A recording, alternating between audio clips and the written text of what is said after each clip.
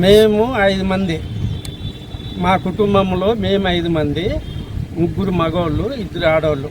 కాబట్టి మా అన్న ఏదో ఆధార్ కార్డులు అన్నీ ఇప్పించకపోయి మీ పేరుతో ఎక్కిస్తానని ఒక 2 నెలలు తిప్పించినాడు సార్.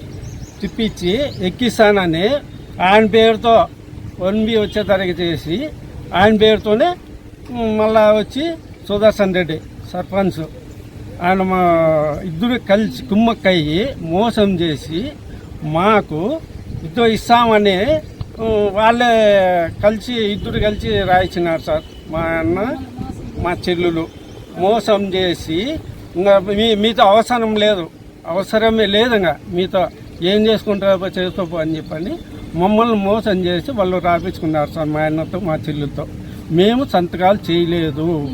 5 మంది భాగస్తులు అయితే ఇద్దరిని మాత్రమే వాళ్ళ పక్క తిప్పుకున్నారు సార్. తిప్పుకొని ఏమైతుంది నీతో చేసుకోపో, వీళ్ళిద్దరు పెట్టినారు కదా, అది మీ తాత ఆస్తి, మీ అన్నకు హక్కు, మీకేం హక్కు లేదు. సుదర్శన్ రెడ్డి వాడు సర్పంచ్. ఇప్పుడు మీరేం మా కాళ్ళ సార్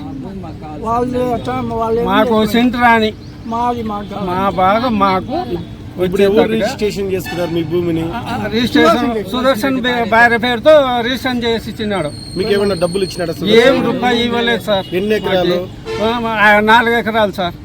4 ఎకరాలు కోర్టు ఆర్డర్ చేశారు సార్. అది ఈరోజు మెయిన్ రోడ్డుకు మాకు రైల్వే స్టేషన్ దగ్గర నడింపల్లి సార్ మాది. మేము ఏదో కూటు కోసము కదిరికి వచ్చినాం. మా భార్య దోశ వేస్తుంది, నేను సిమెంట్ రంగాల్లో పోతున్నాను. కానీ ఈ రోజు చూసుకొని వాళ్ళు ఆ పని వాళ్ళు ఆట చేసుకున్నారు సార్. అది మాకు మోసం చేసినారు.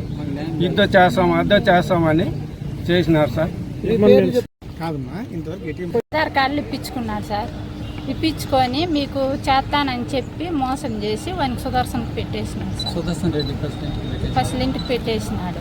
ఇప్పుడు మీతో ఏమవుతుందో చేసుకోండి అని చెప్పినాడు. మీరు సుదర్శన్ రెడ్డిని అడిగారమ్మా? మేము అడిగితే మీకేం సంబంధం, మీరేమంటే కోర్టుకు పోండి, ఇదే కావాలని కోర్టుకు పోండి, మీకు హక్కు లేదు, కోర్టుకు పోండి, మీకు చేత అయితే.